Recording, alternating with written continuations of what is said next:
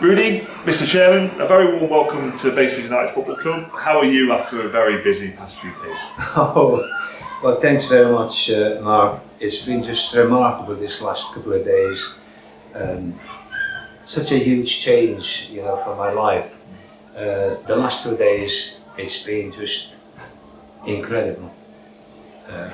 Obviously, meeting people here, coming to the club, everybody makes you so welcome.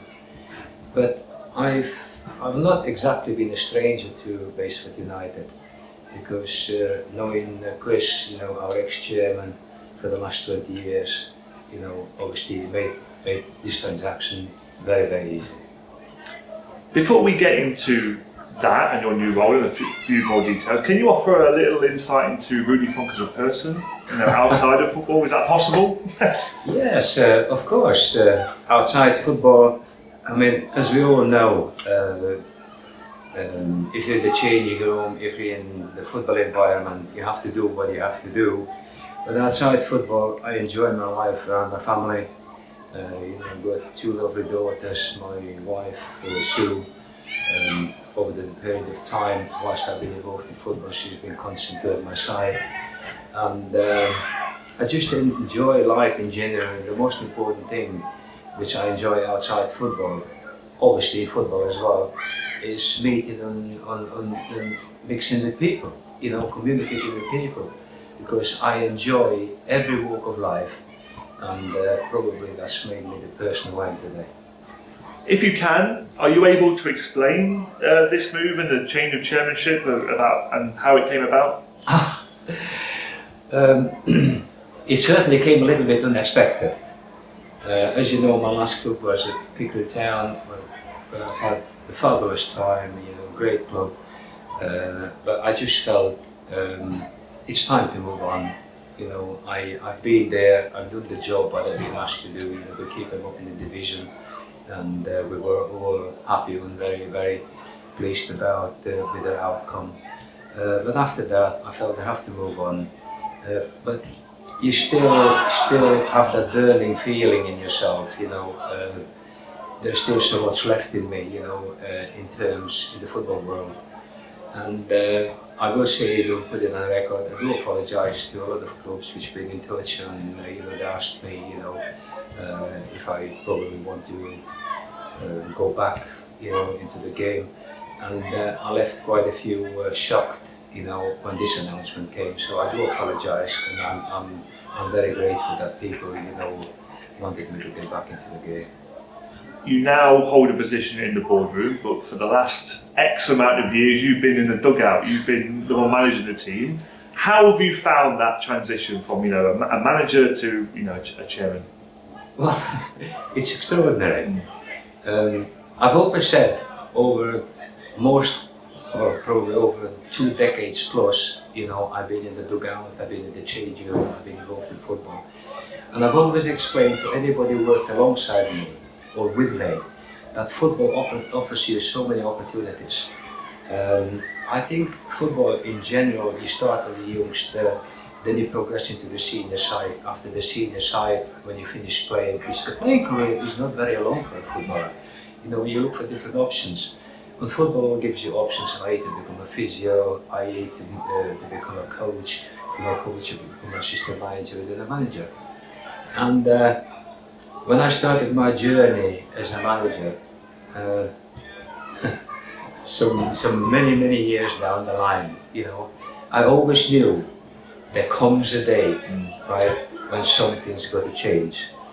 And to be invited and talking to our ex-chairman, to our owner, and to offer me the position as chairman, for me, I just did find it as a natural progression.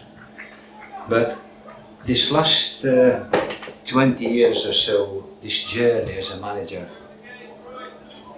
it's given me a life which people only dream of. And whilst we are having this, Mark, now, if I can just say a huge thank you to each and every single person who's ever worked with me.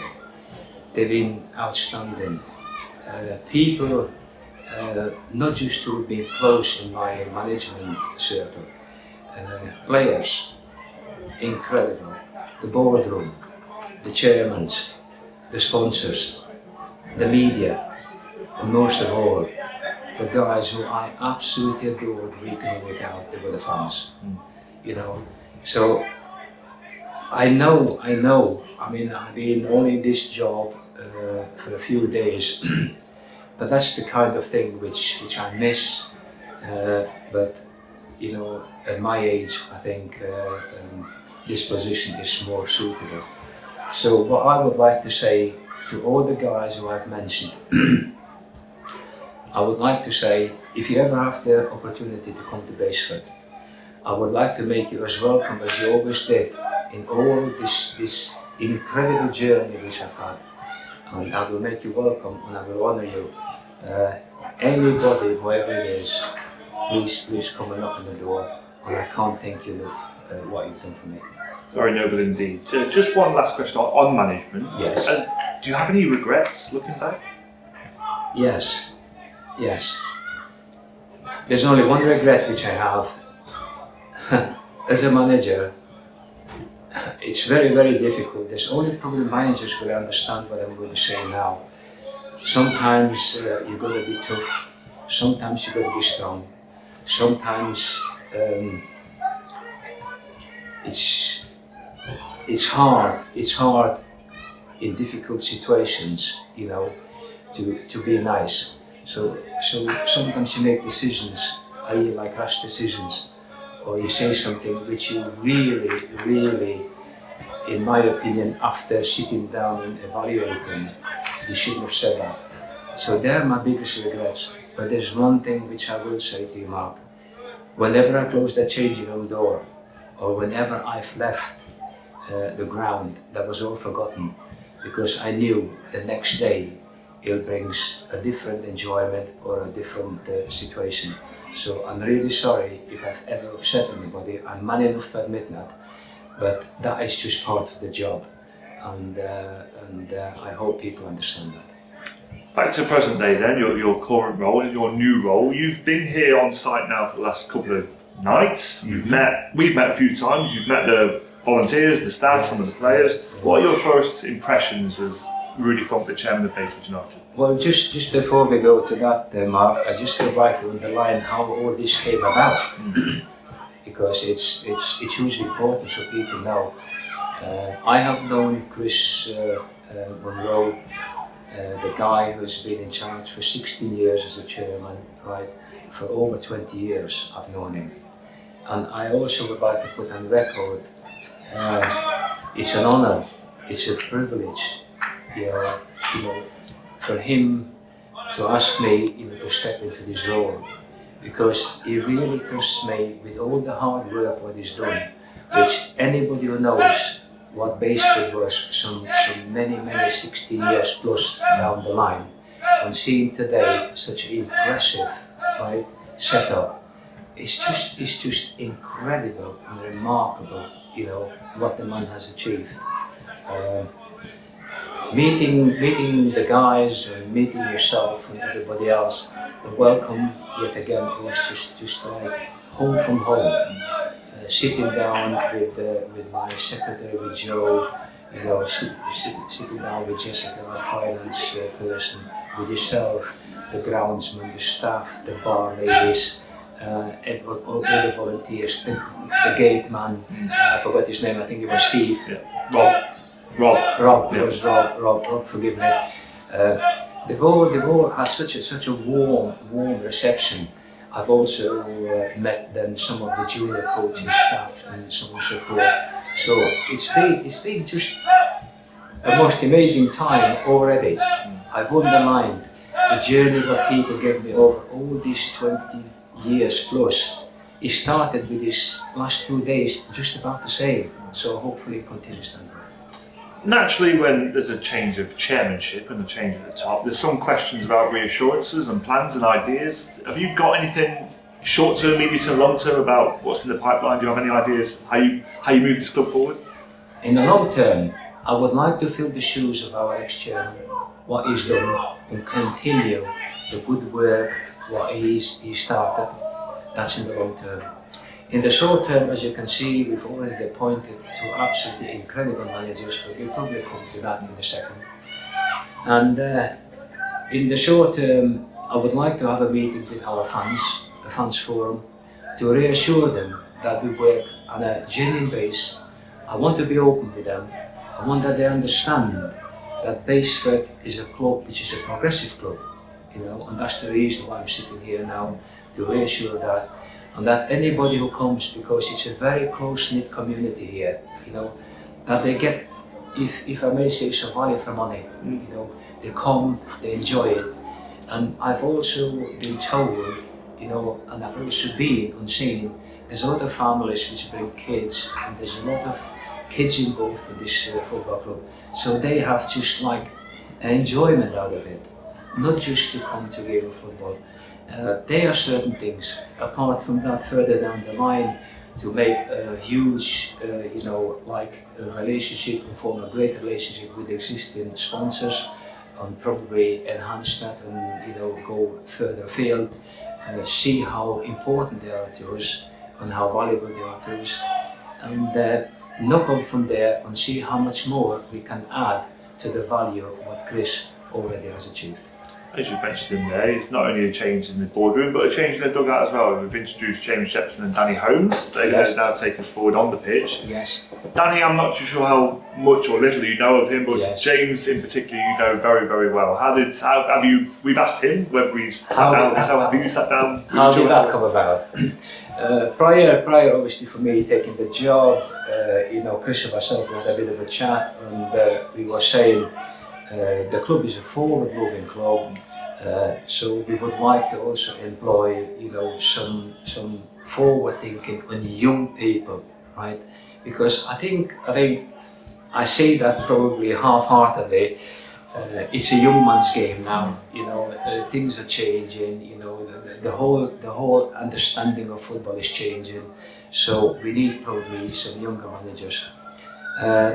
How did that come about? James Jepson obviously was available. He's got an incredible background, in non-league football and in the football world. He's managed, in a few clubs. So it was just one of them decisions which you don't even think about it. It's the right thing to do to go forward. I know James very, very well, because he played for me at the Everstick level at Rainwood. He also captained my side, and he's a guy I absolutely adore him, and now working with him, it's just like a second privilege again. So I think he will come. What impressed me the most when we sat down with him, it was his enthusiasm, his eagerness, his knowledge about the game, his knowledge about the variety of players, which obviously is very important in a managerial's life. So everything what he said and everything what he brought to the table was just all positivity, and I wish him from the bottom of my heart the success what he's had as a player, as a manager. But the fortunate part about it is I've been in this situation, right, where he is now. And I, as a chairman, will support him the way how I wanted to be supported, and how my chairmans, each and every one, whichever club I've been, they supported me. And I'm sure that will bring success on the pitch. And we've also got Danny. Yes. We've got Danny. I know Danny. Yeah. I know Danny because I know him from his Derby days. We played. I know, when he played at Burton. I know Danny's career extremely well. Well, Danny is a first-class professional. First class. I will underline a first-class professional. I've met him obviously with James when we sat down. I never met him before, but obviously I knew his history. And he comes across as like I've known him for all my life, and that is, as a first impression, is always so valuable. But I know Danny and James, they come as a package, and their understanding. I've watched him now a couple of training sessions. We sat down after training. We've had lots of chats and talks about various things, and it just seems such an amazing brand. And together as a club, we now move forward. As I mentioned earlier, we go to Hyde on Saturday. they've got their ideas and tactics in mind, but are you, as a chairman, excited about that and the journey ahead? I know we're not where we want to be in terms of league position, but are you excited nonetheless? Well, Mark, look, let's talk about it. Just mention something about league position. Well, let's just be also fair to Steve Kittredge. I mean, Steve's been a great servant to the club, and I know his departure from the club wasn't on a base of results or the base of you haven't done well or something like that. I just felt, talking to Chris, a change had to come for one reason or another. And I've seen a couple of games which Steve obviously managed here, and I will say Steve is one of the victims of football, which is unlucky. You know, he was so close to win games, and then all of a sudden, you know, it was a 1-0 loss. And football is cruel. Football, in my opinion, is very, very unfair. But in our days, a manager's life is dictated by results. A manager's life is just a little bit different. And I would like to say a huge thank you to Steve for this brought to this football club, and hopefully we can push it from there. The league table never lies, but in my opinion, our club is in a very, very false position.